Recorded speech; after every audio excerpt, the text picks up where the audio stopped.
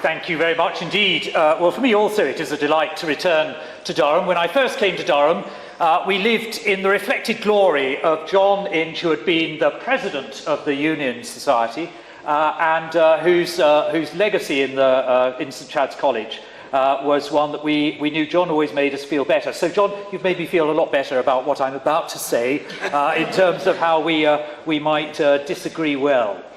So, to the superficial eye, it might seem that the Christian tradition has a very low view of human nature, indeed that it is corrupt, as we just heard.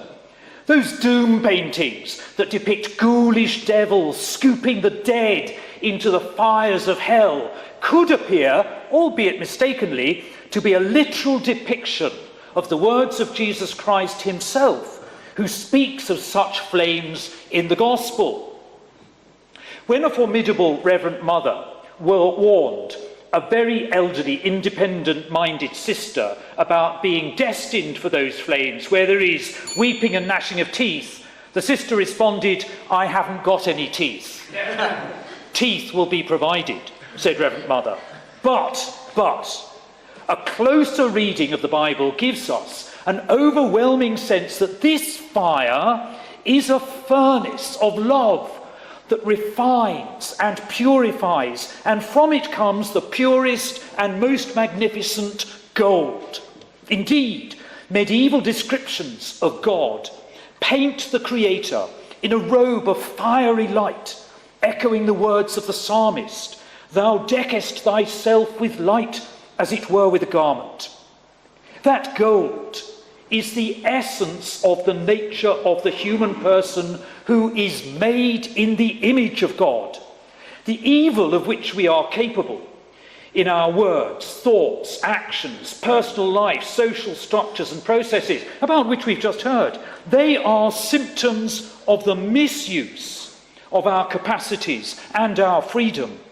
They are the vices that distort human nature but cannot ultimately corrupt and destroy the image of God in that nature. What a privilege it is to be in this noble seat of learning from which the 18th century Bishop Joseph Butler reflected on human conscience as incontrovertible evidence that our nature is intrinsically capable of the knowledge between good and evil and choosing the good. Conscience is not something added, like the knowledge of algebra or speaking French. It is, quote, most near and intimate, most certain and known.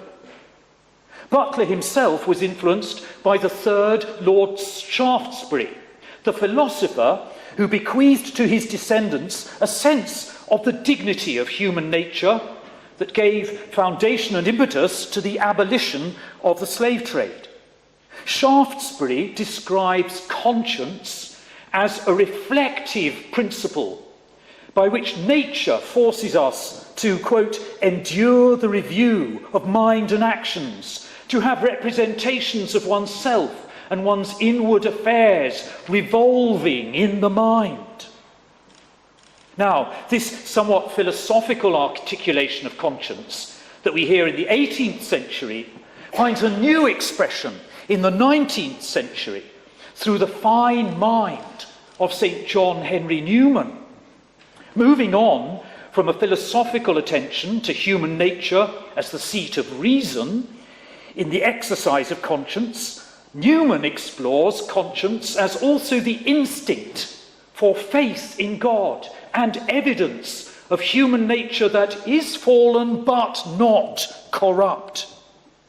He sees the attributes of God, justice, truth, wisdom, sanctity, benevolence and mercy, as implanted in us.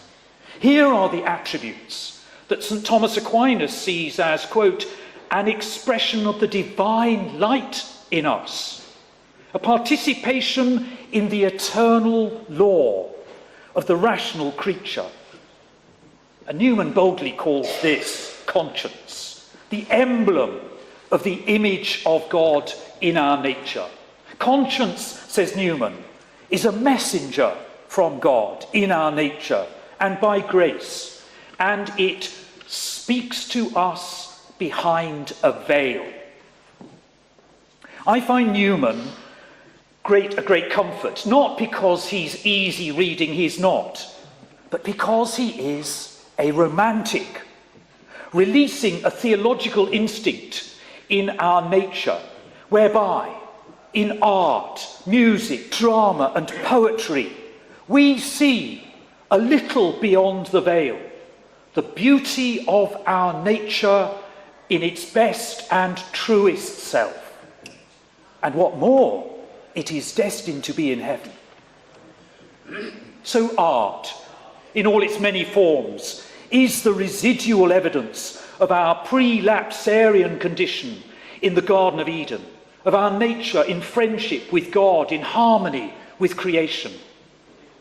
When the covenant of that friendship was to be renewed, the Old Testament described how art is to be employed in creating the environment, the music, the ritual, and the costumes that will make it possible for one of us to go into the temple of God in the Holy of Holies, and in the temple to undertake those rituals that reset this friendship and enable us to recover our understanding of the nature God has given us. Art tells us that, like God, we can imagine and create something that we have not previously seen or known. From what is familiar, we can invent what is new and startling in its beauty, and we have the freedom to, against conscience, to invent what is destructive, self-serving, and worthy of judgment and retribution. Yes, chattel slavery. Yes, Hiroshima. Yes, Auschwitz. Yes, Amazon deforestation. And similarly, it must be against conscience to enjoy the work of Monteverdi, Bach, Tchaikovsky, and even Eminem, and to deny that this work is evidence of human nature that can and does resist corruption. It must be against conscience to marvel at the scale of Durham Cathedral, the subversive sculptures and linoleum prints of Elizabeth Catlett, the detailed technical brilliance of Rembrandt, and to overlook the integrity of our nature and divine creativity in those works which flaunt that creativity with so little inhibition. And the consequence of having no recourse to a vision of nature that is free, unfettered, and uncorrupt is that you probably have to account for these works of art within a transactional system. So, art, music, and visual beauty enter the marketplace as costed commodities, rather than the emblems of freedom in our creative capacity as human beings made in the image of God. Attachment to the impression that human nature is corrupt lends money to the traders in the art market and denies value to the creators of that art and to you, its beneficiaries, in the sheer enjoyment of beauty. So, the final word goes to a poet, the practitioner of an art form that understands words and how godlike to liberate them from the page. Gerard Manley Hopkins often struggled with the terrifying possibility that human nature, as he saw it in himself, is corrupt. But his poetry tells us that beauty, hope, and freedom won the day. Because in spite of all that we have seared with trade and smeared with toil, in nature there lives, quote, the dearest freshness, deep down things. And what is true of the created order is no less true of you, since this Jack, Joke, Match, poor potsherd, Patch, Matchwood, immortal diamond is immortal diamond. Is immortal diamond. You are that diamond.